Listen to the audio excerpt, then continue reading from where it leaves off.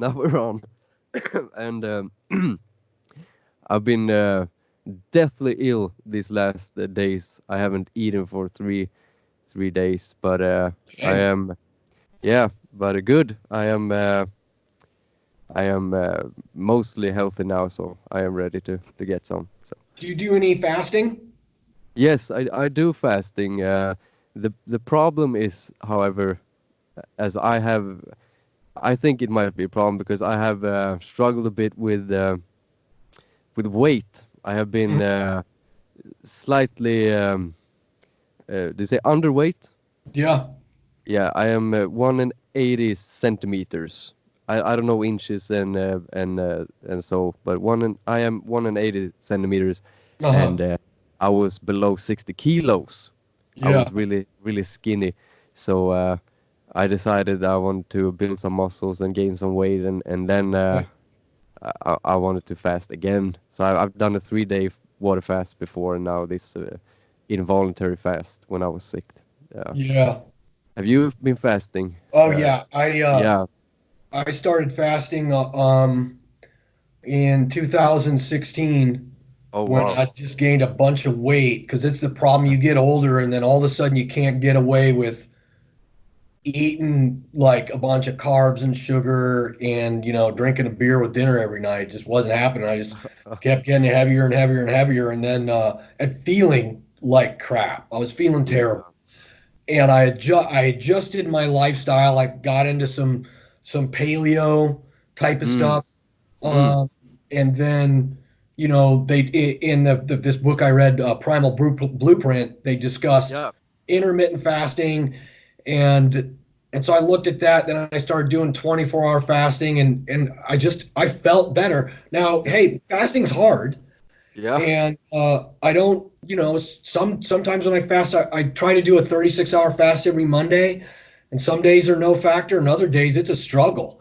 Yeah. But overall, my health is a lot better. I feel like I have a lot of energy. A lot of my inflammation is straight up gone away, Yeah. and the everyday pain that I was going through as a result of that inflammation just went away. So when I think about what my hunter gatherer forefathers were Yeah. like, Yeah. they didn't eat.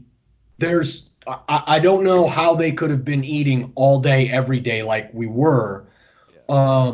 And it probably makes sense that they went periods of times without eating, especially when they failed to hunt and now they had to be on their game. Yeah. You know, before, when I was eating a lot of carbs, if I didn't eat for 6 hours, I would be a hot mess Yeah. and all shaky and stuff. And there's no way that I would be on top of my game ready to go hunt. And now that I'm more fat adapted because I eat more protein and more healthy fats, it's not a big deal if I go 8, 10, 12 hours without eating, and then you know going 36 hours is not a big deal. And the longest fast I've done up until now is a 3-day fast.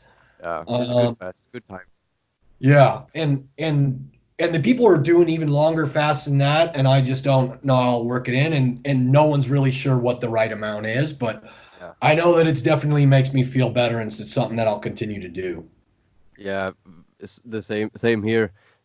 What I experienced my when I did a 3-day water fast uh, was especially on the third day that my energy and my focus I became really sharp and really clear in the head, and uh, it was it was a good way also to get to know myself Hmm. really, because when I stripped away food, uh, it was uh, it was intense. Yeah. Yeah, and I had the same experience the two times that I've done 3-day fasts. On that third uh, day, I was absolutely, I'm like, wow, I'm yeah. on fire. There's Yeah. sometimes I'll suffer with word searching in a normal conversation. I have difficulty finding certain words. Man, boom, boom, boom. I was just on it. Yeah, killing And it. and uh and that was really, really, good to go and a healthy thing. And as I, kind of try to assess my relationship with food. A lot of Yeah. times I'm eating and I'm not eating because I'm hungry. I'm like, I'm not hungry right now. I'm just bored. Yeah. Same here. And so I've cut down a huge amount of the calories that I intake for a day. And I haven't experimented with it, but I bet I could compress my meal time down to like 4 hours Yeah. in a day and not really have it be a factor. And I just More and have to more apply people some are trying discipline. that. What's that? More and more people are doing that. I see, and Yeah. fasting is growing, and it seems like fasting holds so many. It has so many potentials, like for in diabetes, for Yes. example. I read Dr. Jason Fung. Have you heard of him? Yeah. Yeah, He wasn't I he think on Rhonda Patrick? Rhonda Patrick. Yeah, Yeah. Yeah. exactly. He had Yeah, her on. I listened to that podcast. It was great. yeah. Rhonda Patrick, man, shit, she is a brilliant, brilliant woman. Hmm. Yeah, and I think fasting is something that will prove to be like a medical treatment. The only problem with the treatment, I think, might be that it's very very hard. And and I was a vegan, man, for like I was a vegan for 2 years, and Uh-huh. I lost so much weight, and my brain didn't function very well, and for me, vegan didn't work at all. So when I switched to I eat meat every day now almost, and fat and protein, and I work much better on that type of diet. And as you said, I can easily go 8 hours and function now. While back, I would get shaky and Mhm. hangry. Yeah. Oh, yeah. Yeah. Yep. And your brain is like all the sheaths around your synapses and nerve endings in your brain are fat, and it makes sense that you need to take in fat. Yeah. You know, uh, and there's another doctor that we follow, this Dr. Wall, and she got the MS, right? Put her in a wheelchair, and Uh, so she started looking at all the research that she could find and adjusted her diet, and so where she was doing high fat, good fats, good protein, and lots of green leafy vegetables, mm, and she reversed the symptoms, and that's incredible. yeah. And Yeah. so and so she was in a wheelchair. Now she's out of the wheelchair. She Wow. was a vegetarian for a long time, and she's pretty much convinced that being a vegetarian for that long is what hit the genetic switches Oh, to actually bring on her MS. wow. I don't know what to make of it, and I don't want to tell people that my way is better than someone else's way, whether they're a vegetarian or whatever they've got going on.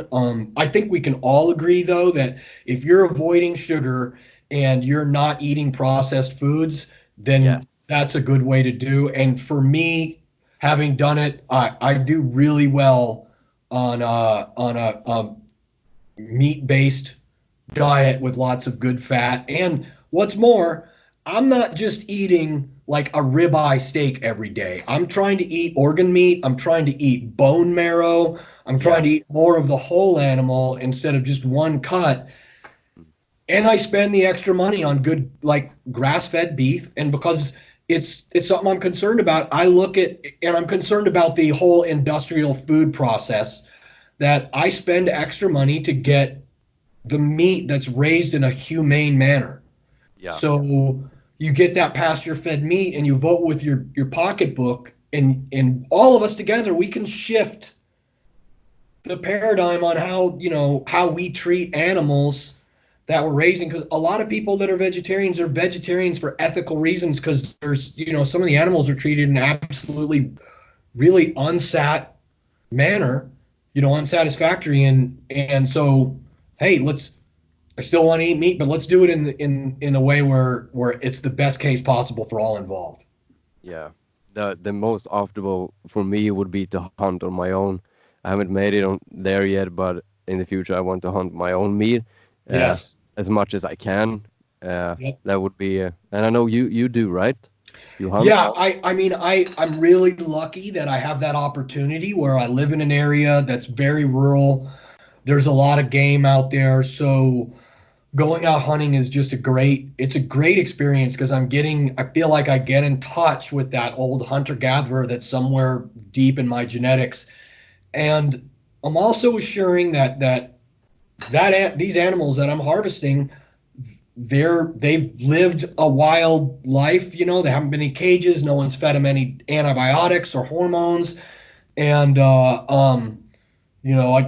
always attempt to do the most humane and ethical way so they suffer the very least amount. And then I'm handling all the meat, so I know exactly what's going on with it. Yeah. And it's a really great way for me to spend time in the woods with my kids. And then they Mm. understand where their food comes from. And they have a skill. They know that meat isn't coming from some plastic wrap at the supermarket, Yeah. but that it's out there living free. And because I'm interested as a hunter, it's really changed my perspective on conservation in the environment. And Mm. I'm interested in making sure that there's animals out there that my kids can hunt, Mm. and that those animals are living in a clean environment, so they're providing clean food for our families, Yeah. which is really the strategic way to think about it, right? Yeah. I mean, if you're playing the short game and you say you're a business and you're just worried about making a bunch of money in the next 2 years, so maybe you're going to spray Roundup or some other glyphosate or chemical all over the food that you're growing or the stuff. But if you're thinking long term, then you're like, hey, wait a minute, how am I going to have this be a sustainable resource over the long term? And then that brings you back to being more thoughtful about how you engage with the environment. I think that boils down to what extreme ownership is all about too. Yes. Especially, yes, especially with the short term and long term, gratification to the long term solution. Take extreme ownership. I guess extreme ownership means in a lot of ways that to think about the bigger picture rather than the instant, as you said, to spray all uh, the crops and Chemical. everything. Yeah. Yeah, Uh, absolutely. And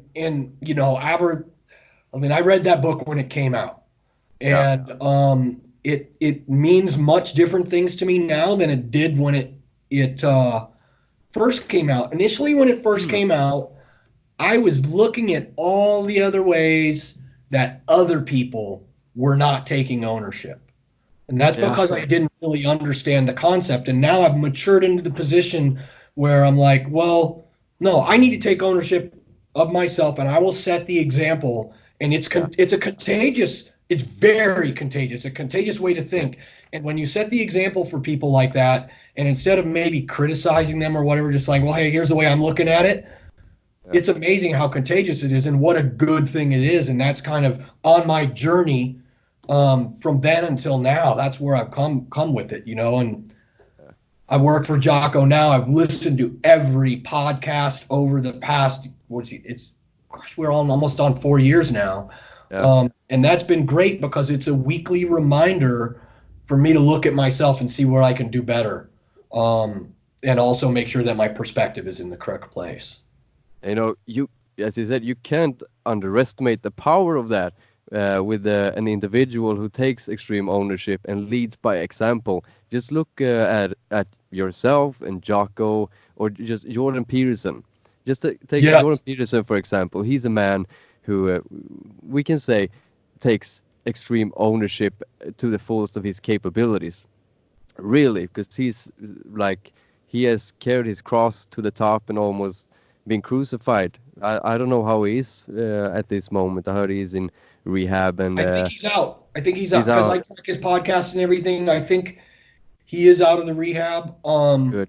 And he's a human being, and the Yeah. problem is he was facing some really tough stuff with his wife going through what she was in, and they prescribed him some drugs that he became physically dependent to. Yeah. And it's hard. Like I couldn't do what he does. I couldn't go out because the guy is so brave. He comes out and he takes these very strong positions, and they're right. But then it's some people find it offensive, so they attack him. And Yeah. so there have been hit pieces done on him and stuff, and that stuff is painful. Yeah. And I'm sure that he doesn't like to see it when articles come out and people are saying that he's just ridiculous things that he's supporting neo-Nazis or whatever. It's Yeah. not a fact. And his he is the reason that I quit drinking. Oh, Yeah, and tell me so more. Yeah. I was was listening to his podcast when he was on the first time he was on Jocko. And he says, all of us are doing things right now that we know we shouldn't be doing, but we're still doing them anyway. And we know they're negative. Yeah. And my relationship with beer and alcohol was that I freaking loved it, right? But Yeah. here's the thing. I wasn't getting drunk every day, but I was having 3 beers every day. Mm. And so if I drive by a liquor store and it would like catch me in its tractor beam and I would be pulled in there and wind up buying like the next whatever a good dark beer was, like a Guinness or a left-handed milk stout or something like that, and then get home and I couldn't drink one. Now, if I was capable of just drinking 1 beer with dinner, it would be good, but that's beyond whatever discipline I could apply. So he said that, and I thought about it and thought about it and and finally I said, you know what? You know what the right thing is to do. Yeah. You just need to stop. And Yeah. I did, and one of the reasons is you have more than one drink in the evening, and I was usually having 3. But you have more than one drink. Now you've shot your sleep architecture all to Yeah. hell. You're Mm. not getting into the stage 3 and 4 sleep, which I wasn't. And here come now the cascade of health ramifications with low testosterone, feelings of depression, not enough serotonin. Not to mention, your brain isn't dilating and flushing out all those amyloid plaques and other bad things that are stuck in there that are going to cause Alzheimer's. I'm like, Yeah. yeah, all right, I'm done. And Yeah. it was hard, but now I don't have to exercise any discipline when I'm around alcohol. It's just like, yeah, and I'm good to go. I'm sleeping much better, and my health. I feel like I'm healthier now, and I turned 50 this year, certainly than I was in my 40s, and Wow. otherwise. So Wow. so it was a good thing. And here's the other thing: drinking wasn't it for me. And a lot of people are like, oh, well, I'm going to have a beer. Is that okay with you? Absolutely. I'm not passing judgment on anybody else and what they do, because they probably have more discipline than I did and are Mm. able just to have one drink a night or whatever. That's their deal. And it's just, this is what's working out great for me. And because it's such a great ramification of my health, that's what I'm going to do. Yeah. I think that is the most uh, productive way to go about it. Anything, right? Okay, I'm gonna make this change, and by me making this change, I'm leading by example for other people who want to make this change if they need to. And I relate to you. I think everybody can relate to what you are saying. I've stopped drinking alcohol too, but I have one devil left that I experienced the same shit with, and it's this one. Okay, you see, it's a little. Oh yeah, is that like a dip? Yeah, in Sweden we call it snus. Yes, yeah. Yeah, and it's tobacco, a little tobacco pouch So do that you you snort it or does it go on your lip? On your lip? on the lip. Yeah, and it goes Yeah. into the blood. And I've been using it since I was 14, 15, because in Sweden, like it's like uh, every man basically snus in certain parts of Sweden. So I started really early, and I yeah, started at 16 yeah, with you've done it too. Copenhagen. Yeah, Oh yeah. yeah, And before I quit dipping, I would get up in the morning, brush my teeth, and then put a dip of Copenhagen in. And the only time I would take it out was when I was eating. Yeah. Yeah. And, obviously then I'd be in situations where I couldn't get it and I'd be freaking out, and that bothered me. One of my good friends got cancer, and when I Oh fuck. saw him in the middle of, and they had removed part of his jaw and he had Oh. to go through chemo. And I saw him when he was halfway through chemo, and he basically looked like a like a skeleton. I mean, Yeah. it was scary, and that scared me. And so then I stopped, and it seriously, it took me like a year to be just done with the um the habits. And I've had other friends that have had success where they replace that oral fixation that you get from putting something in your mouth, where they go to like mint leaves, or maybe they start chewing gum, or sunflower seeds, and that's worked for them. Yeah. But yeah, that one is really tough It's to let really, go. really tough. But Yeah. I think, in honor to this podcast, then, and since you gave up your devil there, I will give up this one. Okay. So Heck yeah. yeah. So this is the in honor of this podcast. It's I'm done. Hey, my apologies to everybody who's got to deal with you over the next 2 weeks, because you're going to Yeah. be angry. But Yeah, dude, it's no that joke. just warn them ahead of time, and then Yeah. everybody will understand why you're being kind of moody. I think that's helpful. Yeah. Um, I gave Jordan Peterson a little bit of credit here, but I want to talk about something with Jocko. The biggest gift Jocko gave me is this ability to detach. And that was another Yes. thing where right now I'm getting pretty good to being detached in real time, to where go back a week and I would react to somebody or say something. And then right after I said it, I would be like, uh-oh, what did you just say? And Mm. now I'm almost pulled back to where 100% of the time I'm trying to detach. So let me give you an example. I'm driving down the road and my wife is like, "Hey, you need to slow down a little bit." And I can hear that voice in my head go, "Do you want to drive? Hey, how about this? How about you start driving?" Or but now that the other voice catches it and says, "Hey, take it easy. She's just trying to help out. You're moving your family down the road. It's no big deal. She's not attacking you personally." Because that's a big problem I have with my ego. I would take any kind of correction, or anything someone said to me, or even didn't disagree politically, I would take it personally, and then I would just be concerned with winning instead of having an honest conversation and trying to look. That's one of the huge things. Jocko's always talking about it, and it's it's really, really difficult to enact. It takes a lot of practice, and it takes a lot of mindfulness to be aware of where you're at.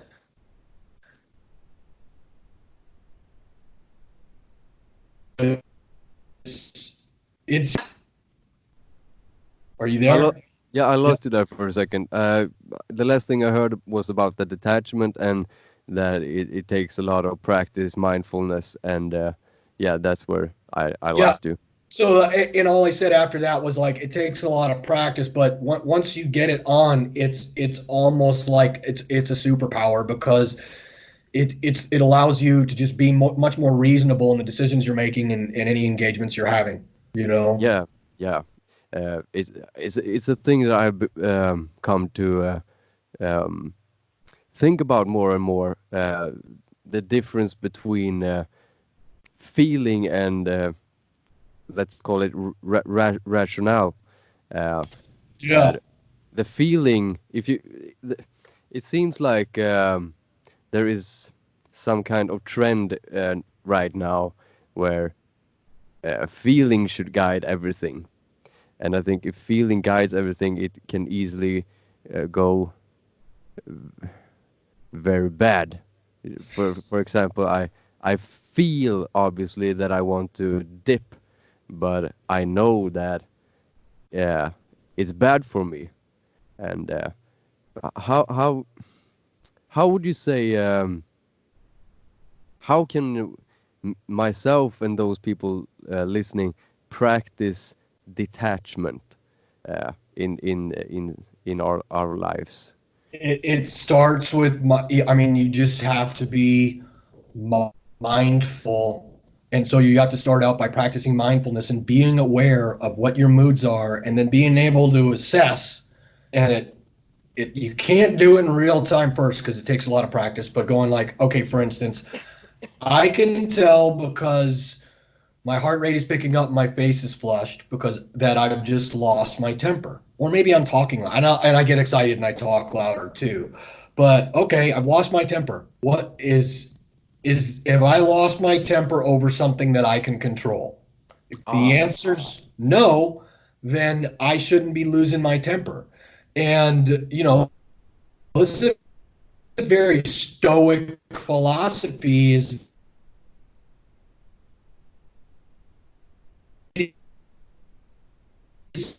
freedom that you have, and you control how you react. And you've all of us have seen the person that gets in a high stress situation and they have a very controlled and measured response. And I always think that that's something that I look up to and appreciate. And now I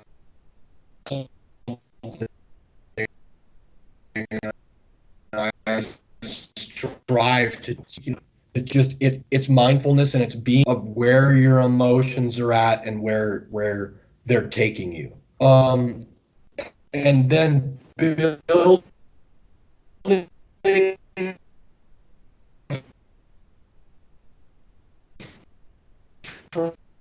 framework. So they just got angry, and that was something that seemed good, but actually, if you look at someone yelling and screaming and losing their temper, it's actually kind of a weakness. And Yes. since I've changed my opinion to that of one, the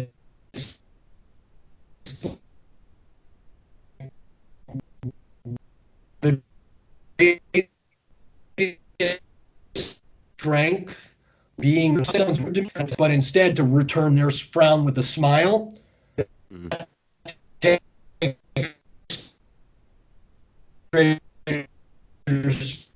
Strength, and that's where I need to get to. I think I'm losing When you, you talk Jason. about, I made my living with, yeah, I'm still here. Uh, okay. Let me hit the video. Yeah, I just removed it because you froze there for a second, Yeah, for a few seconds. I think we can hopefully get back to where we were. Okay, are you with me now? If you say something, are you in real time? I'm back. Can you hear me? I I can am. hear I you. can hear you. Yeah, I believe I can hear you in real time. I just shut my video down in case we got a bandwidth issue, Yeah. Uh, and I can turn it back on if you want. we try to turn the video back to see how it works? Otherwise, we can just I'm remove it back. for a while. Yeah, and I'm back. Yeah, okay. So I followed you on the main topics there. You froze at a few occasions. What I hear Jocko, he says something like stifle your emotions, Mm-hmm. and I guess that means exactly what you are talking about here, right? Right? Yes, and that what he means by that is most of the time your anger or other emotions are going to pull you in not a productive direction, but the obviously that's a dichotomy and a balance, right? Yeah.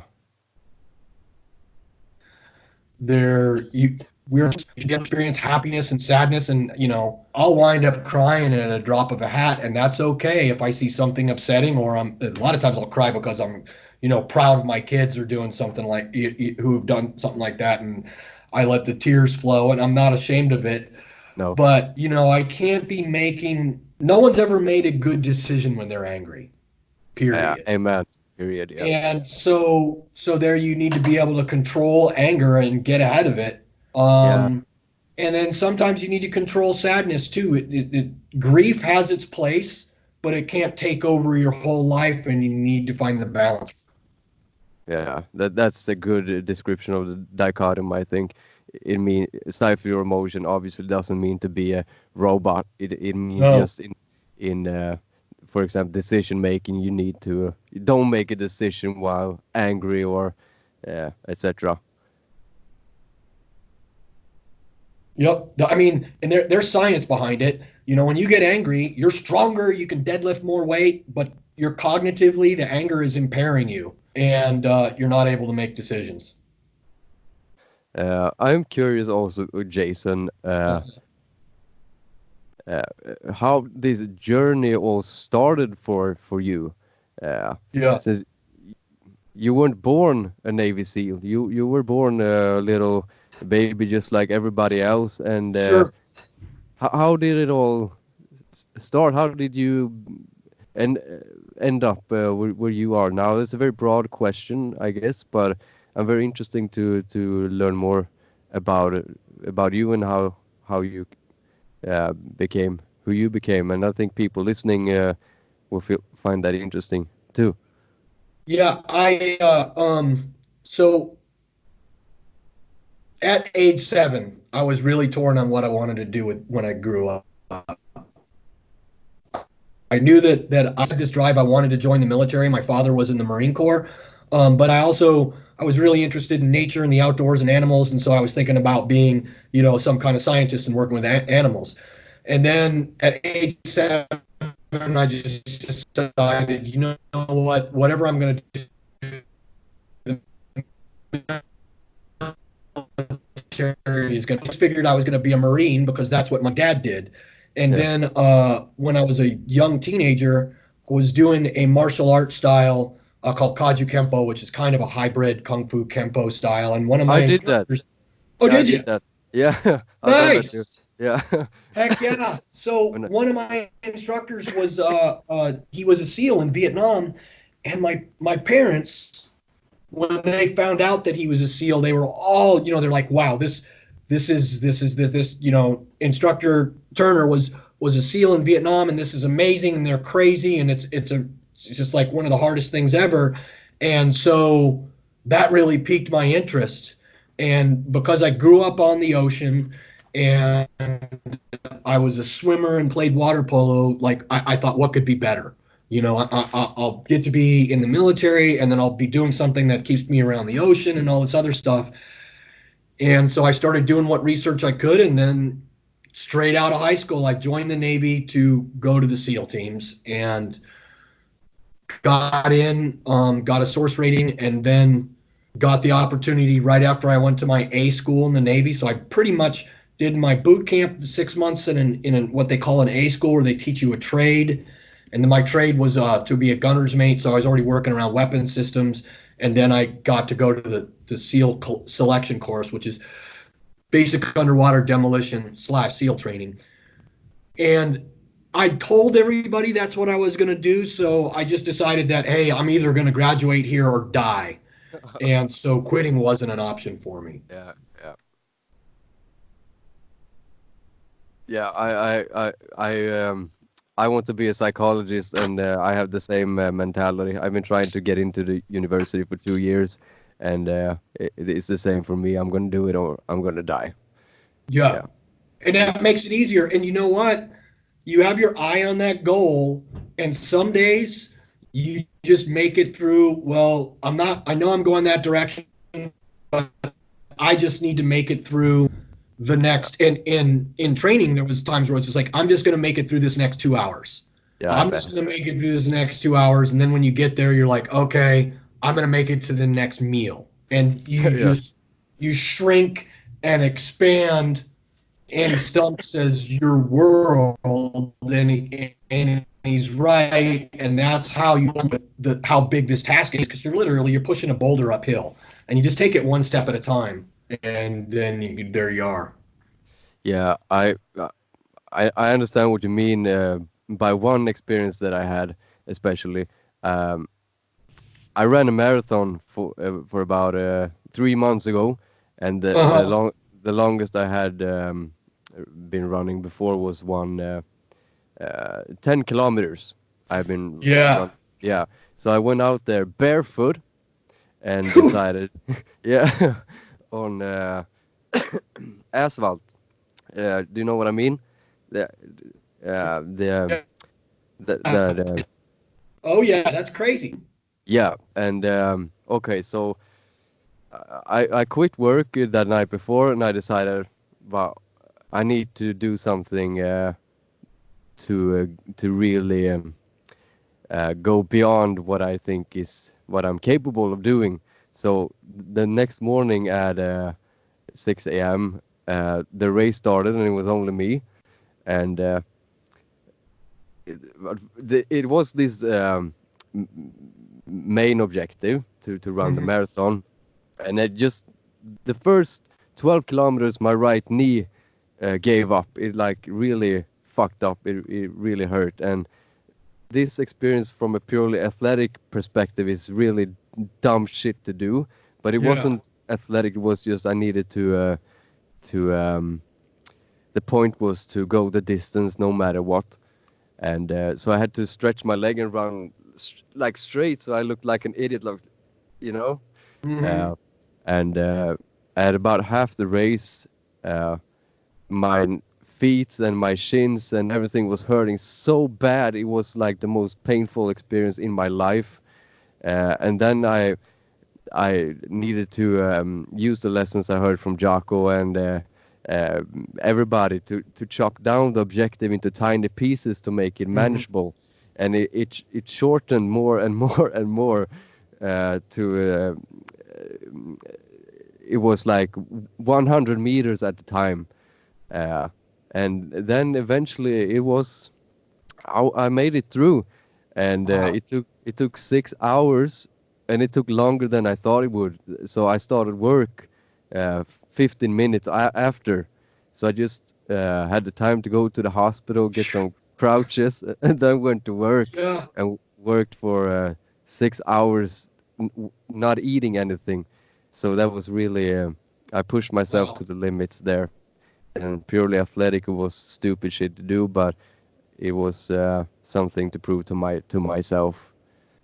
Very inspired from the Navy SEALs and the Hell Weeks, and I want to see if I could do it. And now you find that a lot of other stuff that you think might be insurmountable, when you compare it to that, you're like, oh, this is no factor. No Yeah, factor. It's easy. exactly. Yeah. Exactly. Yeah, Right. exactly. Yeah. Yeah, it was a really transforming experience. I learned many things about myself, as I think that you did on a much in more intense scale while in training, and your 3 decades in the SEAL teams. It must have been, Yep. yeah. And I certainly didn't think I was going to do 30 years when I started out. But my Oh, first awesome. two enlistments, I thought that I'll just do 6 years and get out. And then it was like, hey, well, I kind of like this. I'm staying in. Um, and then I went through a divorce and actually did get out for a year and a half, but then Mm. just missed it so much. I was luckily able to come back in and then finished out the rest of my career. Yeah, the divorce rates are very high in the SEALs team, right? It's heard Jocko say it's about 90%. Because It's it's Yeah, I don't know what it is. It's really, really, really high. And so the time that we're gone, when you sign up to marry somebody, you're saying you're going to be there all the time, and then you're not, and then you top it off with being, gone to dangerous places and not able to talk back, and that's rough. It takes a special kind of partner that's able to deal with that kind of stuff. yeah, I listened to the podcast with your wife Iris with Jocko while you were still in service, and Yeah. I listened to Jocko made a video with a letter to his daughter. I don't know if you have seen that, uh, but that was I understand what an immense pressure it is to the family too.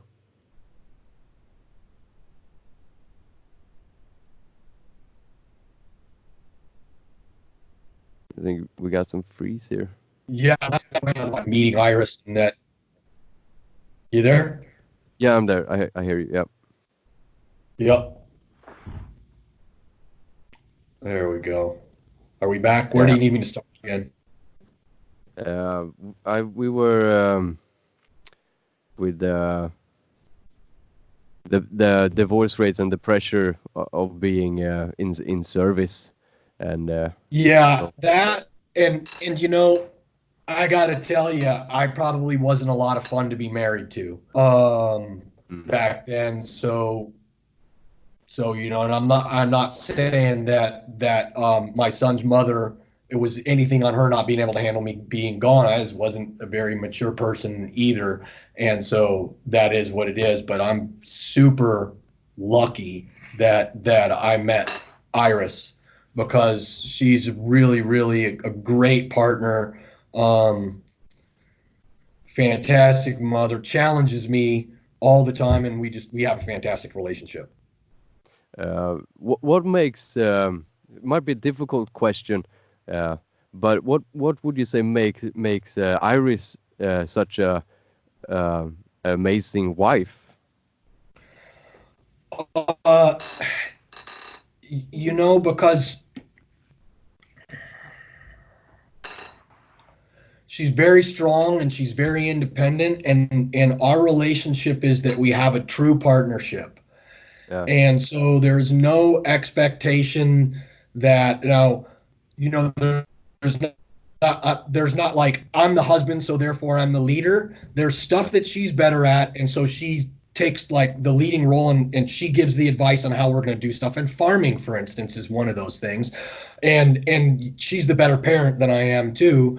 And so we have discussions, but she's also very humble in that we're able to have rational discussions about how we parent, um, without our egos getting in the way, and come to conclusions. And usually the conclusion that we're coming to is the way she wants to do business is the better way when we're parenting. But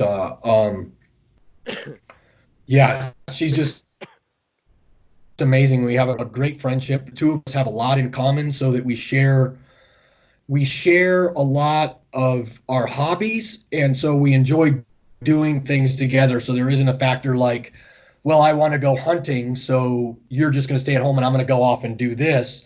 Mm. She enjoys hunting as well, so she doesn't mind when I do it. Or a lot of times we'll go together, or when we're doing the outdoors, we'll go together. And then I always try to give her time and give her space to go do the things that she loves to do. She really likes to go on these long distance hiking trips. And so I'll make time so that I can take the kids, so she could take a week off and, go hike 90 miles in the mountains, either with some of her friends that she hikes with, or sometimes she goes by herself. And Yeah. that's what she likes to do. And then I support her in that. Cover and move. Yeah, yeah, yes. There Yeah. you go. It's law combat number one. You're on it. Yeah. You are in the game, Carl. Yeah. Trying to stay in the game. So Yep. that's great. Hey, I'm glad you brought that up, because I've been thinking I talk about the laws of combat because this is what I go around and talk about, leadership, and Yeah. parenting is really leadership. And so it was like, hey, well, how does cover and move apply to parenting? Well, first of all, my wife and I need to make sure that we're on the same page and we're not undercutting each other. We're working together. But what's more, hey, maybe we should have a good relationship with our kids, our coaches, and their teachers, because they're influencing our kids' lives too. So we strive to do that. And then, second law of combat, which is simple. In 3 months ago, we actually decided to come up with the simple, which is like, this is a simple articulation of where we're trying to get to as parents. And so we decided, and this is for us, it's different for everybody, but hey, we want to raise kind, confident, competent adults. Nice. Yeah. And so we discussed it, and we said, this is where we want to go. And now we can back up from that. And we know every time we've got a challenge, and we know that's our end state, we can work our way over some of those obstacles. And so, like, because we want to raise confident, competent adults, this means that we try to make our kids problem solve on their own as much as possible, instead of trying to solve their problems for them. And that means sometimes letting them fail, Yeah. because you learn most from your failures. And it can be hard to bite your lip and let them not be in a perfectly safe world. And I'm not saying that I let my kids throw a ball into traffic, but I am saying that I let them climb trees and do some other stuff. And it, like, for my instance, my daughter gets stuck in an apple tree. I'm not going to just go rescue her, even though I want to. I'm going to say, hey, figure out how to get yourself down. And then maybe top of it, like, okay, put your arms there and put your leg there and work your way down, but you need to figure out how to get down on your own. Nice. Peterson had a chapter about that in his book, Don't Bother Children While Skateboarding, I think it was called. Yep. And he said exactly what you said. Do you want to raise, I don't know what he said, do you want your child to be safe or competent? Mm-hmm. And he said you should choose competent because they will become adults, and the terrors of the world will, if they are not ready for it, they will be viciously attacked by the evils of the world, and they won't be able to handle it. And I think I've The world seen, isn't going to be as easy on the kids as you are. Yeah. And he was a huge influence on how we picked up, because he talks about competency hierarchies, and that's exactly why it was his influence that competent is part of our end state. You know, and then the confidence things too, and that law number one with the posture and all that comes straight out of that confidence. And it's interesting that adjusting your posture can actually, in reverse, make you more confident, but I feel like it works. And yeah, it's just great stuff that he's putting out there. Yeah, brilliant man. He is, and he has a way of putting stuff out in a very easy to absorb manner where I don't ever feel like he's talking down, and he's so honest about his struggles. It makes it a lot easier for me to absorb some really complex ideas that he discusses. Yeah, he's very good to articulate complex things in easy, understandable manner. Yes. I think perhaps that's why he has chosen all these archetypal themes that he decodes, these stories, because stories are very easy to digest, because you can visualize it and see it in another way. It becomes more concrete maybe than purely language. Sure. And you know, so I do the leadership instruction with Echelon Front, and one of the things that's really interesting is one of the keys to our success is that a lot of these topics that we're talking about, there's other people out there talking about them, but we're given an example and then we're backing it up with a story, usually from combat, that is very engaging, very exciting, very interesting. And so people are able to absorb some of these concepts that we're talking about with detachment or humility or anything, because it's wrapped into kind of an exciting story. And I'm always surprised by the people that get really fired up about it. It's obvious to me when I go speak to like some police officers, or maybe someone that works out in, you know, a hard blue collar job where they're, you know, out in the weather doing stuff like that. But it's amazing when, you know, we talk to software engineers and they love the stories and they love the concepts and all that. And it has a universal appeal, really. Yeah. I saw a video of you just before this podcast where you did just this. You talked about when you were out in the field, and this story was really intense. It put shivers in my spine when you talked about you first deployed in I don't know what place it was, but you deployed and you walked out in a minefield, and one soldier had been there for 72 hours and he stepped on a plate, and you all just heard this. You want me to tell the story? Yeah, please. Let me tell the story. So it was during one of our turnover operations in Afghanistan when I was there in 2009. And so my task unit had been there fighting for 8 months, and there was another SEAL task unit coming to replace us so we could go home. And we run these turnover operations where we go out and we run an operation. They come with us to see how to do it and all the planning, and then we'll do another operation where they do all the planning, and we're just along for the ride to provide advice if they need it and help them and get them up to speed. So we were going to hit this Taliban, and it was a bazaar, and basically this bazaar was laid out. It was a long alleyway with a narrow building on either side of the alleyway with roll-up doors on either side. It was about 150 meter alleyway with a long building on either side. If you have outdoor storage units where you're from, we have a lot of these in the U.S., and they look just like that. One alleyway and a buildings down either side and roll-up doors. So we went in to hit it because we had intelligence. The Taliban was meeting there, and they were actually making explosives and improvised explosive devices. We don't like to clear those things during the day, so we gotten in and we'd taken 2 pieces of high ground on either side of this bazaar. And I was on one piece, and our other element went up to the other piece. And as they were moving up there, we saw this huge flash, right? And then immediately a boom, because light travels faster than sound.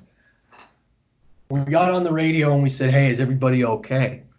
And the leader of the element went up there. He came back and he said, "No, we have a severely wounded SEAL, and we're working through some issues." And one of the young officers from SEAL Team 1, he'd only been in country for 72 hours, had stepped on a pressure plate, and when the improvised explosive device went off, it tore both of his legs off immediately and ruptured his abdomen, and his bowels were hanging out. But because we practiced these laws of combat, because Jocko had trained us, because we practiced cover and move, the 2 SEALs on either side of him who weren't medics pounced on him. They applied tourniquets to his stumps. They got the bleeding stopped. They were able to take a cravat out and wrap up his bowels, and then they took a IV bag and slashed it open so they could wet the cravat down, and they were able to keep his bowels clean, and then they didn't have them drying out. And again, cover and move, the EOD guy up on the hill, he came over and he got right next to the wounded SEAL, and he started checking the ground with his metal detector, but there was metal all over the hillside. And so it was actually pinging on everything, and it was worthless. He threw it to the side, he grabbed his bayonet, and he started probing the ground. Again, cover and move, this teamwork concept. Another SEAL came running over, and he had a big screwdriver on him because he was a breacher, and the 2 of them together started probing the sand and discovered they were in the middle of a minefield. And so they were able to locate some of the mines and establish that. Now, while this is going on, because we kept things simple, everybody knew what the overall goal was, and that was like, hey, we're behind enemy lines, we've been compromised, and then we need to get this young man out of here. All of our radio communications were clear and concise and short, and that, again, that was from simple. And then prioritize and execute, man, our security elements knew. They knew that now we've been compromised. They needed to increase their posture, and they also knew that we were going to need to land a helicopter somewhere. So they expanded our security perimeter to give us a more secure security footprint and give us the opportunity to bring a helicopter in. Because we practiced decentralized command, our radio men on their own, without having been told, were already on the radio, reaching back to that trauma center where the surgeons would be that would later work on him, and letting him know his blood type, his method of injury, all that stuff. Our joint tactical air controllers, which is the guys that talk to our aircraft, on their own, they were surveying a place to land that medevac helicopter, while those guys were fighting to find a safe way off that hill. Myself and the task unit commander had to say exactly 0. Now, when we got out of the field 2 days later, I went and visited that young man with the task unit commander, and he still hadn't regained consciousness, and they hadn't been able to stabilize him, so they weren't able to move him to a better facility. And the surgeon who'd been working on him had little hope that he was going to survive. And last year, that young man won a gold medal in the Paralympics. And so when I tell this story, I say to people, I'm saying, you know, take ownership, take extreme ownership. Apply these laws of combat to everything you do and lead. Because this leadership piece, it's the most powerful tool we have as human beings. And you got to start when you lead with leading yourself, because it all starts internally. And then you work your way out and make yourself a better person and give yourself a better life. And in turn, you're going to give yourself a better community and a better place to live. And in the end, we're all better off. Holy shit. So I hope we didn't pause through that, but Oh, it was crystal clear. that's one of those things that you know, those experiences. I was in absolute awe, and this is across my service. I've always been in awe at the bravery of the young men and women that I've been with out on the battlefield, and I'm lucky that I've been surrounded with such great people. This is one of the most intense stories I've ever heard from someone. It really goes down through your spine. It's crazy. And you really get the point of how would have this worked out if these laws of combat weren't followed. He would have died. We would have lost him. Yeah, absolutely. And there are times when I have lost teammates. When I was a command master chief, one of my guys was killed on the battlefield, and that's a whole nother challenge. And then the challenge is to do the best you can by his memory for all of his teammates and for his wife and his son. And you know, that those are incredibly rough situations to go through. And one of the things that I learned through extreme ownership and from listening to the podcast is the aspect of having some empathy and then looking out for my teammates and going, boy, I bet when that day that you lost your buddy and you were stuck with him for an hour and a half doing CPR on him and his wounds were so horrible, it was obvious that he wasn't going to make it. You know, what can I do to help you and what can I do to support you? Because anytime people go through situations like that, there's a significant amount of survivor's guilt and everybody deals with it. And then finding out how to help them I think it was helpful. And it was something that we worked on, and it's something that you have to consider, and it's best to just, a lot of times, just let people talk.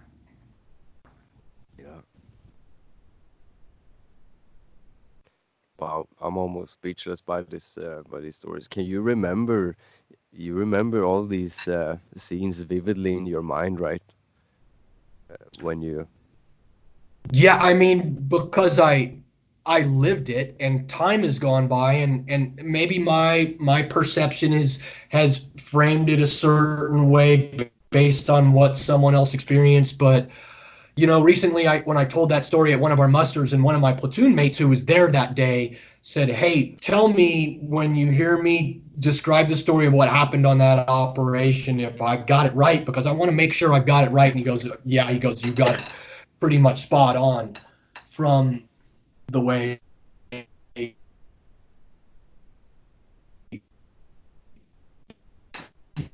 the way he remembers it as well." And you know, an operation was on in Afghanistan.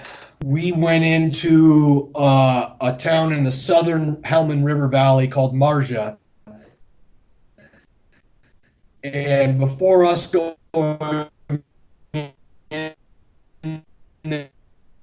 there with the ground force to do what they were going to do, and we went into the actual city of Marja. No one had been in there prior to that. The Marines wound up clearing it in 2010 later, but we went in there, no one had been in there. And it was a place where the Taliban was consolidating all the opium and refining it into heroin. And we came in the middle of the night and held 4 square blocks in the middle of that city. And it was a big firefight. We had a 100-man ground force. We were in a solid force, and because that regularly, and when people got wounded bad enough, the I believe their call sign was Pedro, but the Air Force medevac pilots, they were so dang good to go.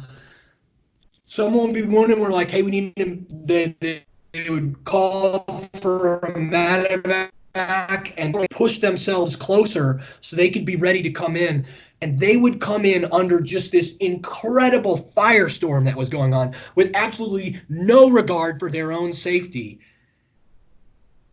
And I was so humbled and so proud of my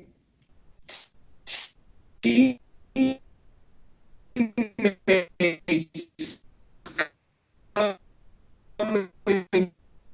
in like that. These are tears that, as I feel like I'm trying to swallow a pine cone right now, that it's amazing moments like that, and you never know what people are capable of until they're put in a situation, and they'll almost always surprise you. Wow. I can say that you are putting me to some tears here as well. I get really emotional by hearing these stories, man. It's wow. Yeah. And I want to tell you something too um, about, because we said earlier about leading with the example and so, and what you and Jocko and everybody is doing at Echelon Front are changing so many people's lives. Can you hear me, or am I freeze? You can hear me, yeah. And for me, before I encountered the extreme ownership and everything that you guys do, I was what I see as the weakest person God ever created. I was in the lowest of hell I could imagine. I had a severe depression. I was PTSD and depersonalization and everything. I couldn't experience what was real anymore, and I was just. For me, it was like the devil takes the soul out of your body, and like a wet towel, and just squeezes it to every soul drop is out, and then tosses it and tells you like, now we start, motherfucker. Like yeah, and that shit kept on going for 3 years for me, and it was all these things that made me slowly began to turn that boat around, and before I was putting blame on everybody else. It was it was society's fault. It was my parents' fault. Casting blame everywhere, and I can't do anything about this. And it's really, really. My point is, it's really, really amazing again when people like you, yourself, and Jocko and Jordan takes their life and um, what do you say? Uh, gets their lives on track, and that spreads like an insane fire everywhere. Everything it touches it transforms basically in some way or another. And if you were to see me like 5 years ago, you wouldn't recognize me. And so you guys, you pass this to me, like it is possible, and here is the tools basically. And by me changing myself, which was a really fucking hard thing to do, it begins that I can create some ripples to people around me too, that to help. And support, so I can become someone to lean on too. Uh, Mm-hmm. and I just want to take a moment and thank you and you guys at Echelon Front for doing this. It's some amazing work, and we need it so much today because in Sweden, for example, is very, very degenerate right now. Uh, and I am very involved with the men's work, and I see, especially in young men, just as Jordan are talking about, there's a lot of nihilism and nothing means anything, and postmodernism, and they're really, really miserable and making things around them more miserable. They're addicted to drugs, pornography, and can't stand up for themselves. And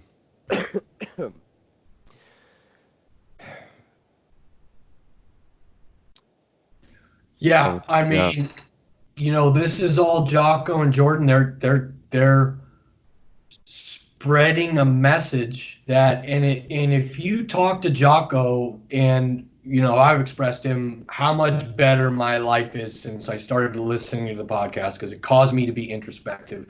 Number one, number two, it adjusted my perspective.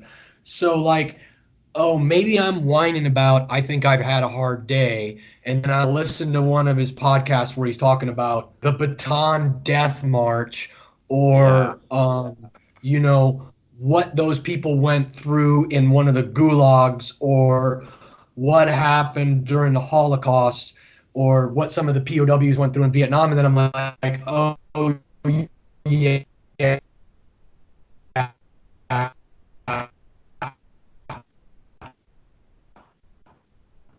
I don't have anything to whine about. I am lucky. The sun is shining. I'm healthy.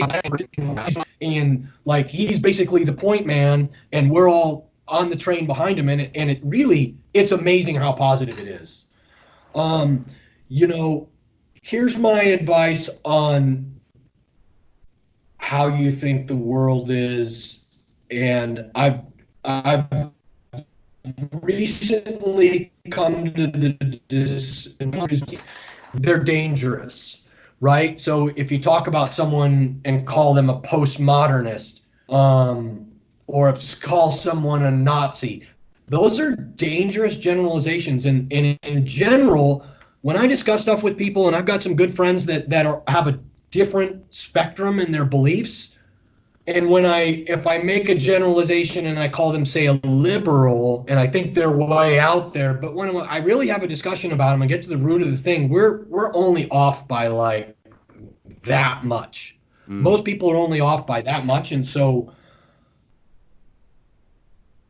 I think society's okay, yeah, because there's another thing Jordan Peterson talks about. He's like, just about in every way that you measure it, the world is better than it was before. The only yeah, way that we're doing worse is we're polluting the oceans and we're taking fish out of it too fast, and we need to get better at that.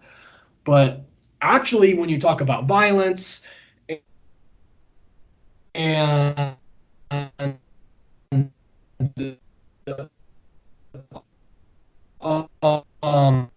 all these other issues. We'll do an attitude about it. And you're right. Unite ourselves, and then we interact with people all day long. And because the example we set, it helps them. And every time we return a frown with a smile, and maybe someone's rude because I don't know what kind of pain they're in, or maybe they're having a bad day, and I'm polite back. That's just that goodness and that light that we're all going to push out into the world, and it's just going to expand and do better and better. And like you said, it's contagious. It's such a great thing. It's such an uplifting thing, that it's just good. And I'm really, really lucky and humble that I get to be as big a part of that team, because I'm working with friends of mine. I'm telling stories that I enjoy, and I can see it every time I speak with people that it's helping a lot of people. It's great. They're great discussions. yeah. I followed you with what you were saying. You froze there for a minute. An interesting Sorry. thing. Uh, did you say you said with postmodernism and calling people nihilists? Did you say to be careful to use those Yeah. Be terms? careful. Be careful of generalizations. Yes, and why did Be- you? Because the generalizations causes you to dehumanize someone and then make Ah, assumptions about them. So like and it's like with like I used to use the word stupid liberals all the time because I had a conservative slant to the way that I thought. And then I found that like I have some really close friends that are left leaning, and when we sit down and have a discussion, pretty much on the same page. There's only I find it that if I don't use a generalization and put a tag on somebody, then I am much more likely to be open-minded in my discussions with them. And I oh, bet anybody that you thought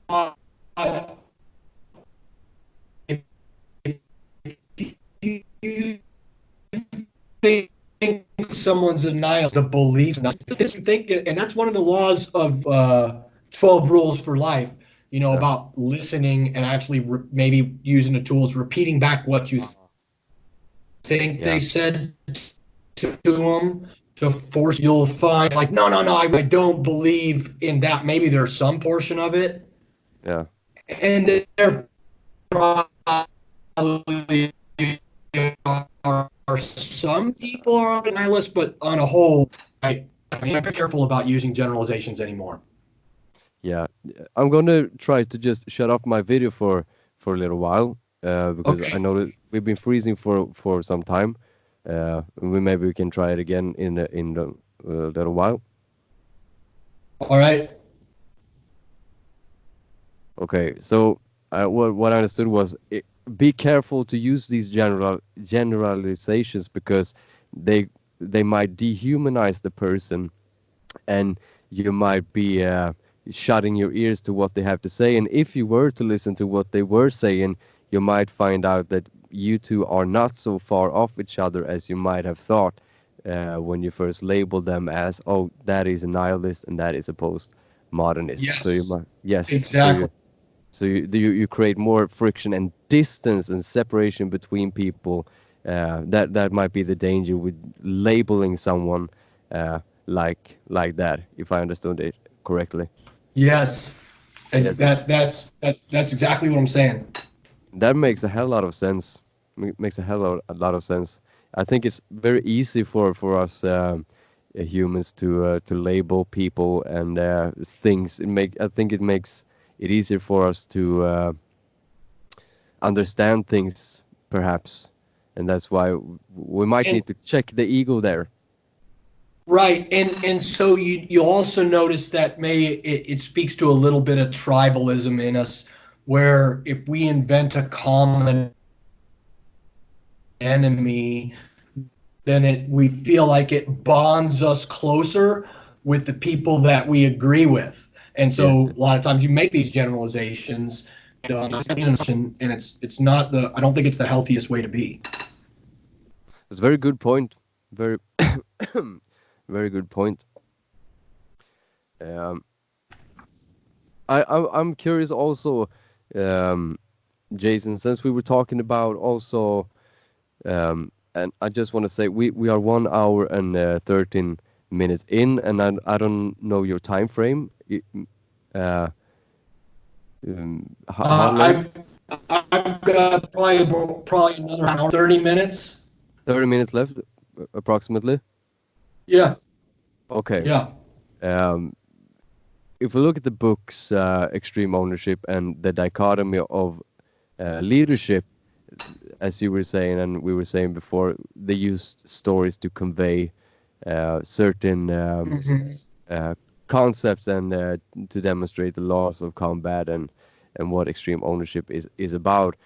Um, and you told us a story too to demonstrate the basically all these laws of combat, simple and cover and move and etc. Hmm. But do you have do you feel like you have um, some story that if you were to choose one story that would summarize what you learned most in the SEAL teams for you personally as Jason, what would that be if there is such a story?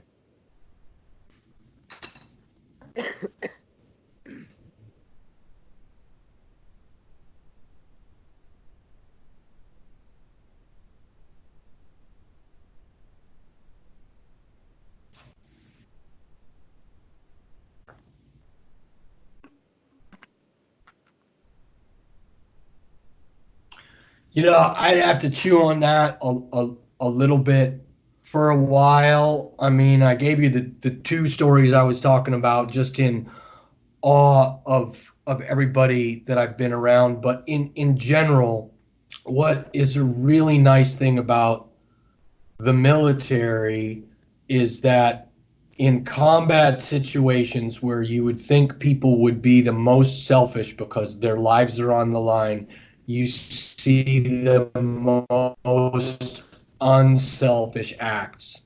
People Yeah. doing what's best and for the goal and completely setting themselves aside, like those super brave medevac pilots and personnel on those helicopters to get their friends out and get their teammates out.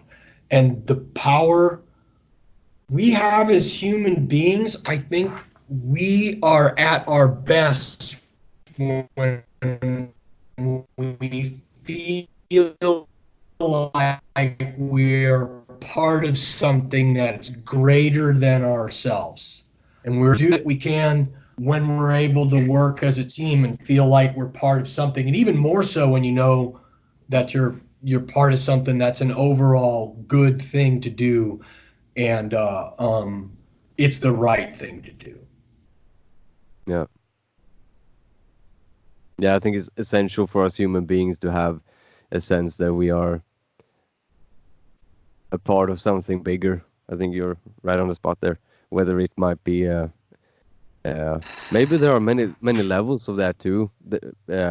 Being a family in a family, you're part of something bigger. Being in a society, you're part of something bigger.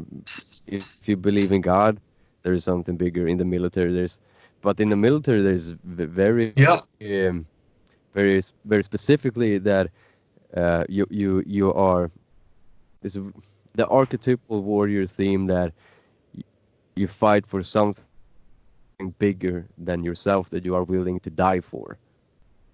Uh, and if you look at the Jungian archetypes there with a warrior compared to the hero only fights for his own gain and the enhancement of his own image, while the warrior then fights for something bigger than himself, that he's willing then to die for. But in our culture, it's that person that sets himself aside that we all consider heroes, right?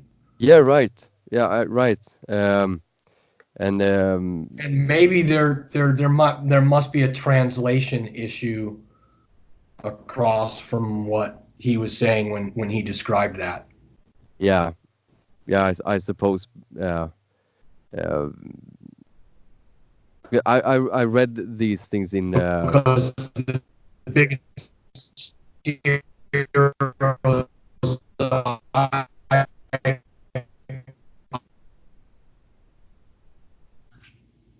I I'm you losing there? you. Yeah, I lost you. What did you say? Yeah, I'm back. Yeah. I'm back. I didn't say anything. I know that Jung was really influential into what Jordan Peterson believes, and at some point, I'm going to start digging into some of the stuff that he's written. Yeah. Okay. Wow. Uh, Perhaps when if you would like to, when my book is ready, I can perhaps send it to you if you are interested to Yes, read. please. Yeah. Yeah, Yeah. absolutely. Do you want to hear?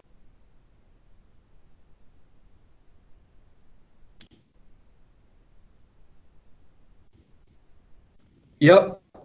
Okay. The book is about two then psychological perspectives, and the first one is the bioenergetic analysis, which is a body-oriented psychoanalysis, which works with the body to heal the problems of the mind.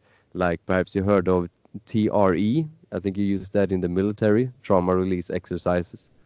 Uh-huh. Uh, and bioenergetics was like the foundation for every uh, body-oriented psychotherapy today, like TRE. They have gotten many of their exercises from bioenergetics. Uh, and the other perspective is then Carl Jung, and that's why I thought you might be interested in reading about it, because then I explore how these there is another Jungian called Robert Moore, who wrote a book, King, Warrior, Magician, Lover. Have you heard about that book? No, but that would be an interesting, and like I said, it's definitely a road that I want to go down because Jordan Peterson, Jordan Peterson's bringing up Jung all the time. Yeah, and it's also Jung. Jung. He's a Jung is a goddamn genius, man. He Yeah. terrifying to read Jung sometimes. It blows your mind, and you have to digest that shit for days Uh-huh. before you get your sense of peace back. And Robert Moore then he specified then four archetypes, which he labeled as the four mature archetypes of the mature masculine psyche, and then Uh-huh.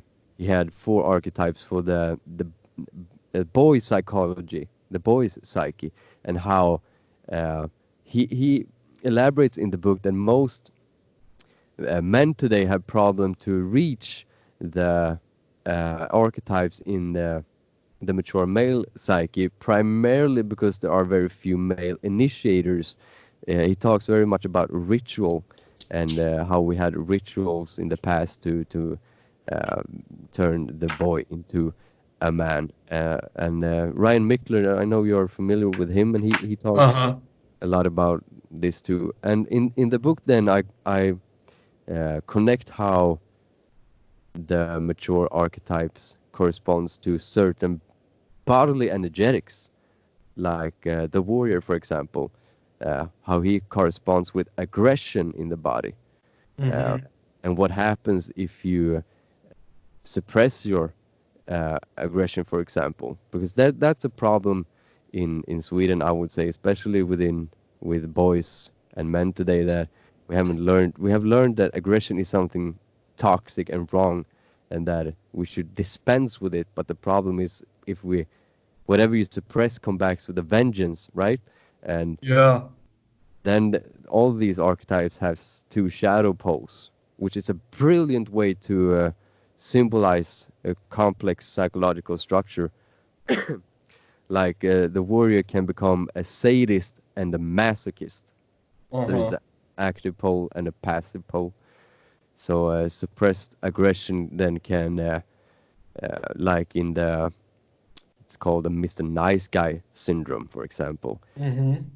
who doesn't, who can't assert himself or stand to his boundaries, and therefore builds up an enormous pressure of aggression, which eventually explodes into rage, which is then different from healthy anger, and then he might be so rageful that he might kill and so on.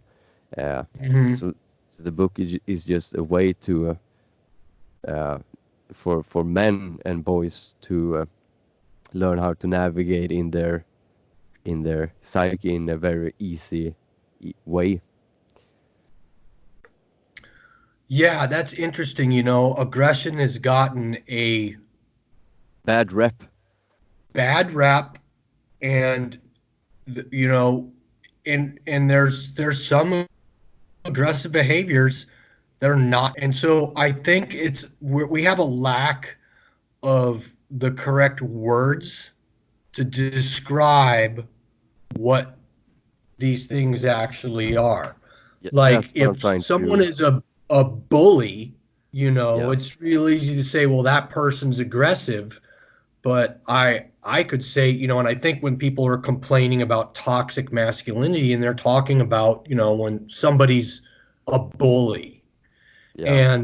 and aggression shouldn't be just like a male trait.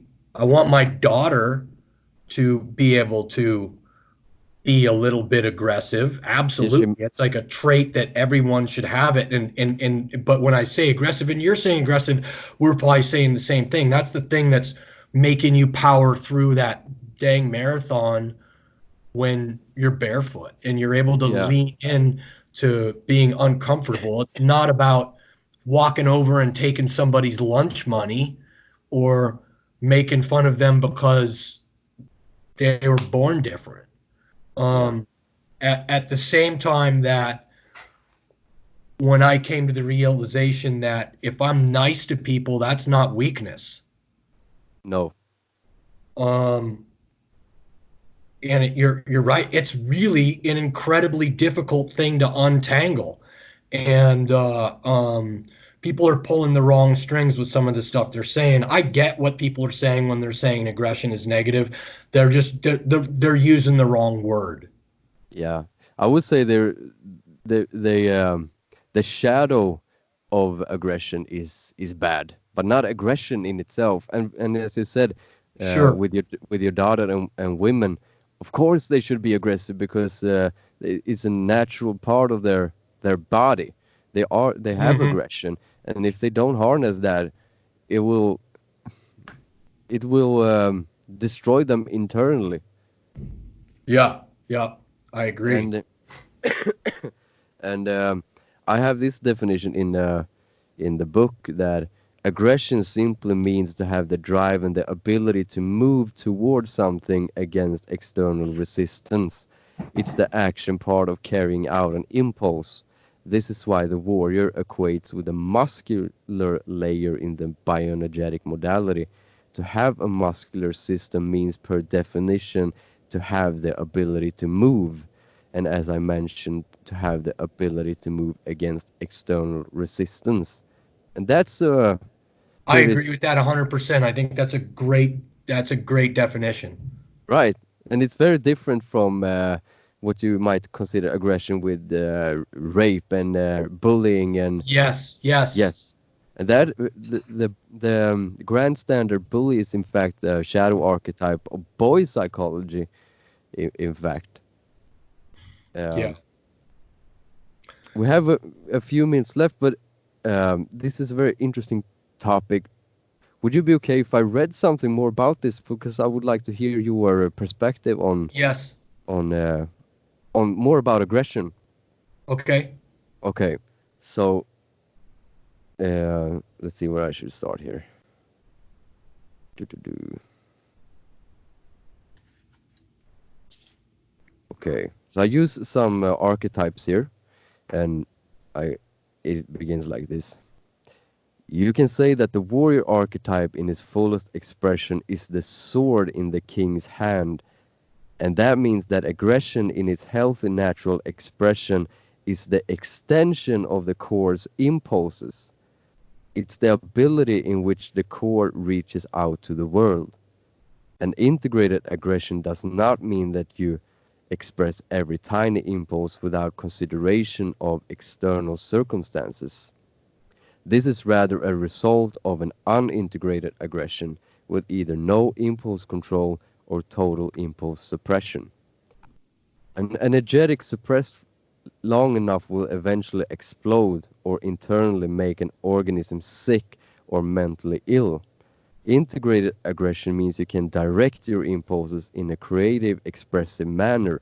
You can choose to express an immediate impulse, but you can also choose to contain it, to direct it in a constructive, creative way, whatever serves your highest ways. Some common misunderstanding about aggression is that it is representative of things like uh, murder, rape, and intrusive action upon somebody else's will. But this is not what aggression is about. Aggression is life promoting. This is the result of repressed, unintegrated aggression that eventually explodes into rage. This is one of the reasons why the warrior in men have been so repressed. People fear him, for they have seen so much of his shadow. Of course, violence is an intrinsic aspect of being a man. How else would a primal man be able to defend his family from an attack from a wild animal? How else would he defend his tribe from another tribe? How else would he have the ability to fight tyranny with his sword or machine gun? Uh, the distinction here is very important. You can define a fighter as the person who can use his aggression to defend and to fulfill his desire to live and to love. Anger and aggression is a life-promoting force with great healing properties. Anger and aggression is warm. It is a fusing of blood to the head and to the muscle. The person saw red, etc. Rage, however, is a cold, destructive force. Rage is not life-promoting. Rage seeks to destroy everything in its path. Rage is a flood of suppressed healthy anger turning evil and cold. The pressure from the flood builds up such an enormous pressure against the ego's floodgate that it eventually bursts through. The flood is so powerful that it will flood the riverbanks, overwhelming the ego. The person is at this point totally possessed by his rage. And he cannot contain it or control it in any way once the I flood like it. breaks I through. like how you broke out anger from rage. Yeah, And so that's when I'm talking about losing my temper. But let's say maybe I don't do as good a job as I could, yeah. and I might become a little bit angry, and that gives me the fuel and the energy to try harder to do better next time. Yes, You because know, it's integrated in right? you. You can use it. You can use your aggression, right? Yeah, and that's why I almost feel like they you're breaking them out in the opposite archetypes, which is great, and it's almost like they need two words, Yeah. or maybe it's just a matter of just there has to be balance with everything, but that's laid out pretty well, and I like the breaking out of anger and rage as well. Yeah, fantastic. I think that you would like it and understand, and the dichotomy here as well as the dichotomy in leadership, the dichotomy of the archetypes as well. Yeah, And yeah, everything's a balance. yeah, um, I just a few last meanings. Do you like to hear those as well? Sure. Okay, and yeah, men, do not suppress your anger or aggression. It is incredibly dangerous. It will set you up for disaster in so many ways. You will be unable to stand up for yourself, your family, and for your life. Less agreeable people will step on you, and you will grow resentful and vengeful. Do not consider being harmless a virtue. It is not a virtue in the least. The harmless man cannot be trusted. If you think that tough men are dangerous, wait until you see what weak men are capable of. Women will not feel safe with a harmless man. Uh, blah blah. And here, yeah, a good man is a very dangerous man, but he knows how to control it. That's I got it from Peterson Yeah. originally. He's Said that on capable of Jocko. violence. What did you say? He said that exact thing on the Jocko podcast. Yeah, he did that, right? Yeah. And the most uh, the best men I've met are very very dangerous men, and I think Peterson said that as well, and it turned out to be true for me as well. Hmm. Um, yeah, I mean, so the only for the first part of what you read, you have to break it out a little bit more so it isn't at odds with stifling your emotions, because I still think being able to control them and not let them sweep you out Yeah. is and so I may have misheard you, but the beginning of what you read almost implied that you let them take you, and maybe what you meant was more like you admit that they're there, but then you see what is moving you in a positive direction and go that way. Yes, exactly. That's why I said don't suppress, because what I mean, my definition of suppression is that you turn your back to it completely and don't acknowledge it, and then Hmm. it will control you. Yeah. Yeah. Yeah. Uh, And that's like you got to turn and face everything. yeah, and then you get control of your aggression, like you said. Like you can stifle your emotions if you need to. Yeah. Yeah. Okay. So then we're back right in sync on that. Yeah. Um, and as you hear, Jason, I think this describes you and the SEALs. Um, a good man is a very dangerous man, but he knows how to control it. He is capable of violence. He is capable of aggression. His awareness and capability makes him in control of his violence. The harmless man is not in control of his aggression nor his capability for violence.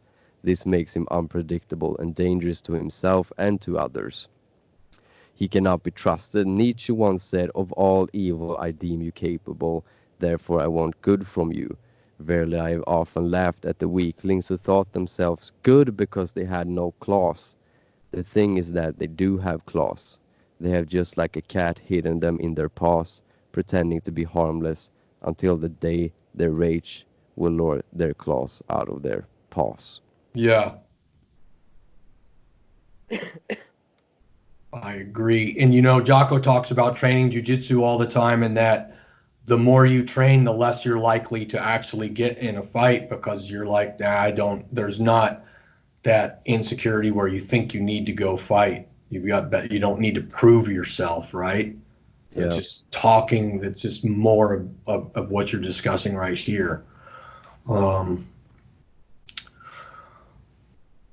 yeah. Do you train jujitsu? Yeah, we it's a little bit difficult for us because of where we live, but we do drive up to Canada and train jujitsu up there. And we go, Iris and I train together, and then we'll go up with the kids, and so the kids do it, and it's really, really good for the kids. Um, and it's just a good thing. As I think, any kind of martial art it is good for kids because it lets them get a confidence, and then they're able to be on the right archetype with the aggression. They don't feel the need like they got to prove themselves, Yeah. And they can control it. They're and not they can control it. it doesn't sweep them. No, no. And then especially if anything ever does happen, then it's not crazy and strange and new. They're able to hold their own, and then they're safer that way. But in a whole, there's a low level anxiety, I think, that people have when they don't know how to have those skills or have that confidence, that's just buzzing in the background, that wears away at them over and over again until, like you said, they'll pop, and it's just not the healthiest way to be. Yeah. Yeah, jiu-jitsu changed my life in exactly the way that you are describing. Yeah. How long have you been doing it? I've been doing jiu-jitsu for I think it's uh, 4 or 5 years Oh, now, but wow. yeah, but I had an I didn't do jiu-jitsu for 2 years. I had a 2 year break, Took a so break it's and then came yeah, back to it. came Yeah. back.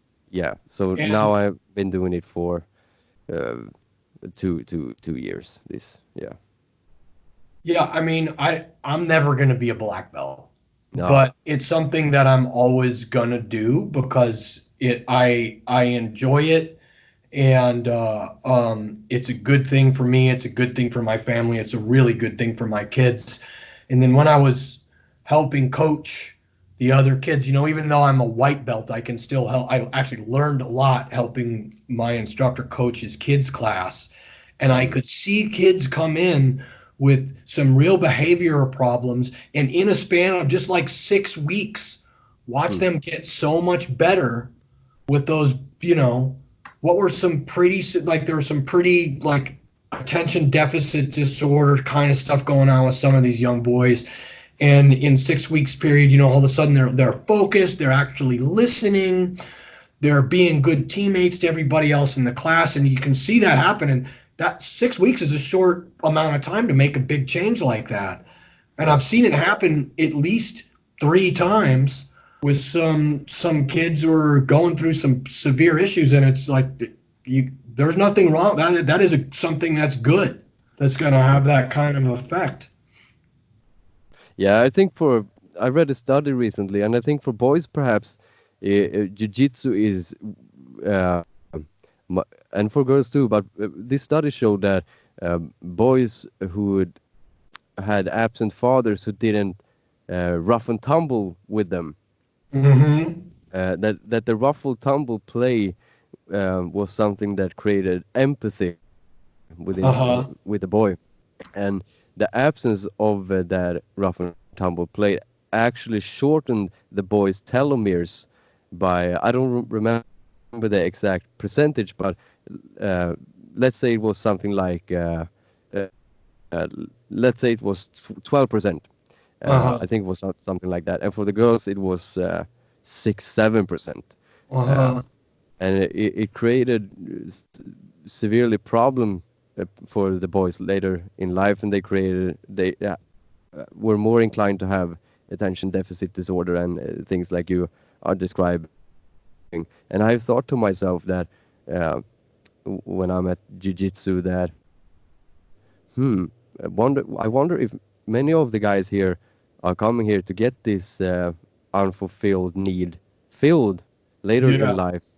And I notice how, as you say, when new people come in, they change really, really fast and become more humble, more calm, and more.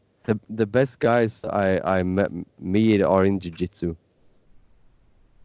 Yeah, and it's super interesting to me, like a lot of the people when we talk about social media, and some people have it, it's like, oh, social media is bad, and I found it to be an incredibly positive influence in my life because I've met all these people that I wouldn't have otherwise met via social media, and then there's all these new things that I'm learning from them, um which are fantastic, and it's really, really, really neat. And the cool thing about the jujitsu is that you're basically doing it full speed, so you learn so much faster. Whereas Mm. when you're kickboxing with someone, you're not going to punch them in the head or kick them in the head, and then so everything's so restrained that it's not really real, and you're not getting an adequate representation of what your skills are. And that's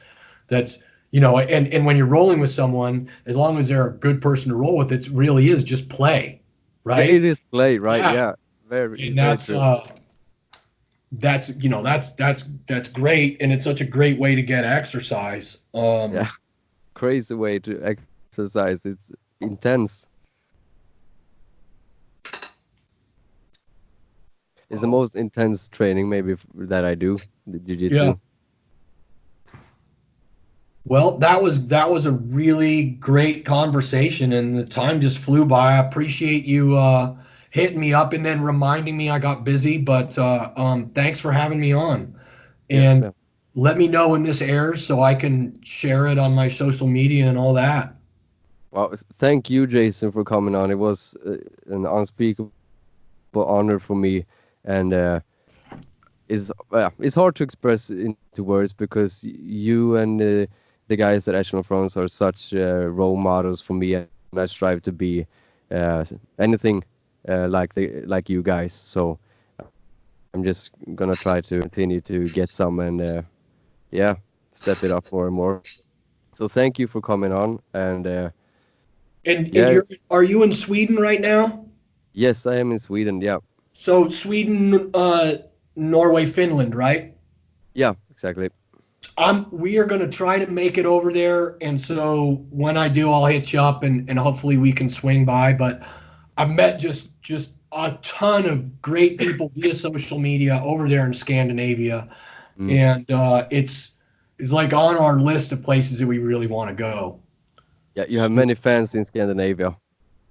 good deal. Well, that's All, fantastic. I can't wait to get there. all my friends are know who Jason and Jocko and Peterson are, and we are all trying to step it up. So yeah, Heck but yeah. if you come here, I will come to your workshops. Absolutely, it will be awesome. Oh no, man, I'm gonna come there. I don't know if we're gonna have workshops there. I might just try and come there on vacation, and then we'll just swing Oh, by and visit, and we can grab a coffee or something like that. wow, man, that would been yeah, it would have been awesome. I will message you on the Instagram. It'll probably be a year or so off when we're coming by and figure out how we can make it happen. Yeah, absolutely. Cool. Cool. Thank you, and we'll stay in touch, Jason, Will and do. take care, and yeah, and best of what do you say? I hope your family. You will say this in Swedish in another way. I don't know how to say it in English, but I think you know what I'm trying to say. Yeah, Yeah. I'll pass on your thoughts to him. Thank you so much. Yes. Thank you. All right. See you, Carl. See ya. Bye.